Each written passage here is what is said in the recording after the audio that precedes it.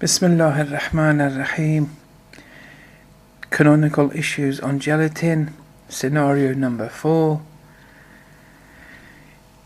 And in this scenario, in the ingredients section of the pack of pastels, for example, one reads the term bovine gelatin. Now, in the previous two cases, we knew it was the sheep or cow was slaughtered Islamically, or we doubted as to whether the bovine animal was slaughtered Islamically or not. Now, in this third case, we know that the animal, cow or sheep, has not been slaughtered Islamically. We're certain of this. Okay, so this is a third case now.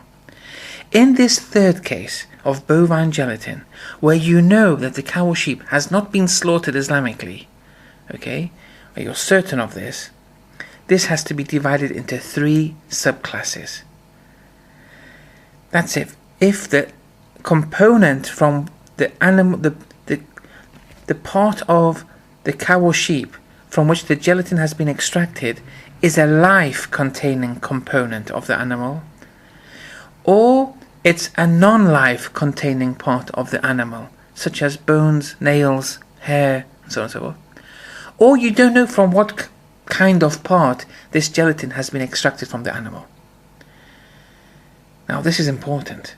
There's a difference between the life-containing components of animals and the non-life. The life-containing components, those which, all parts of the body are life-containing, except for the non-life containing parts, such as the bones, nail, hair, and 1 or 2 others maybe, which I can't recall now. But the intestines, kidney, liver, heart, all these parts are life-containing components of the animal. Now we'll explain why this is significant in a minute. But before I do, just one thing. In concrete najis animals, like the pig and the dog, all components of those animals are canonically najis. Even the bones, even the non-life containing parts, such as the bones, and the nails and whatever. But with animals such as sheep and cows, here, even if they're not slaughtered Islamically, okay, the bones and the other non-life containing parts of such animals, even if they're not Islamically slaughtered, because if they were Islamically slaughtered, then all the parts would be tahir. But even if the cow or sheep is not slaughtered Islamically, the bones and other non-life containing parts will be regarded as tahir. Now, that's something important. It's going to crop up quite a bit now. So here, in this scenario, we approach the pack of pastels. On the back it writes bovine gelatin, and we know that it's from an animal that hasn't been slaughtered Islamically. We know it's from a cow or a sheep that hasn't been slaughtered Islamically. We know that much. We're certain of that much.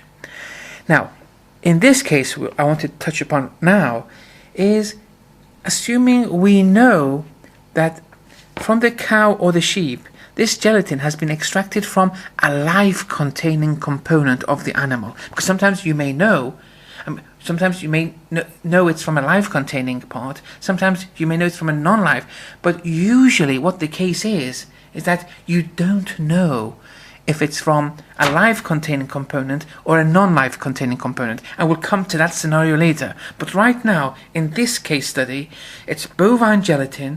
You know that the animal, the cow or sheep, has not been slaughtered Islamically, and you know it's from a life-containing component of the animal, such as the intestines, for example. So when I use the word intestines from now on, it's symbolic of the life-containing life-containing organ of the animal. Okay, so assuming you know it's from a life-containing component, such as the intestines, the first question is, does istihala occur or does it not occur? Now here, if assuming istihala is substantiated before you, that istihala does occur, here with the intestines, this life-containing intestines of the animal that you know has not been slaughtered Islamically, these intestines are najis. So here, the same rulings, assuming, now here, istihala has been substantiated. Now you put it into the water for the process of that chemical hydrolysis to occur, to produce that gelatin. Here, you believe istihala does arise. Here, recall what happened in the porcine gelatin. The same branches occur here, exactly the same. So you have to refer to that too. I don't want to repeat all those branches once again. So you have to see whether the istihala occurs in qalil water, core water, or you don't know which. You have to go to that talk. I can't remember which talk it was now.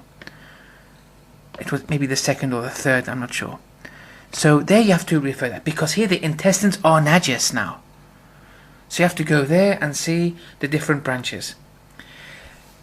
If istihala does not arise, okay, so here it's still najis. Assuming istihlaq does arise, here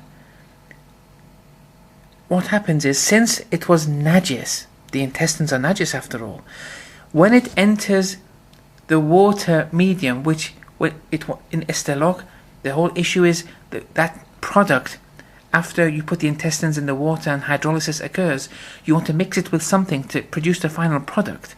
If istihlaq does happen, it would still be najis, because when it is in contact with that liquid medium, which is most probably mozaf, it will make the whole thing najis.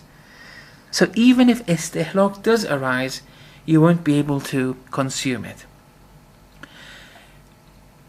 What if istihlaq does not arise? Now, if it doesn't arise, well, you're consuming, components of an animal that hasn't been slaughtered Islamically, and that's haram. You can't do that.